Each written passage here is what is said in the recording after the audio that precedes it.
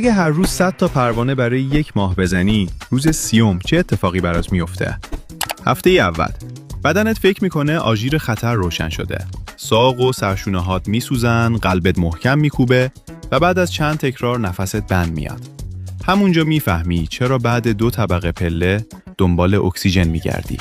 هفته دوم مغزت بالاخره دست و پاهات رو با هم آشتی میده. پرش‌هات نرم‌تر میشن، تعادلت کمتر به هم میریزه و 100 تکرار رو بدون جنگیدن با بدنت تموم میکنی و حتی برداشتن وسیله از طبقه‌های بالای کمد راحت‌تر حس میشه.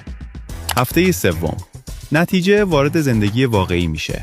برای رسیدن به اتوبوس چند قدم میدوی، خریدها رو تا خانه میبری یا از پله بالا میری، ولی قلبت دیگه انگار نمیخواد از سینه فرار کنه.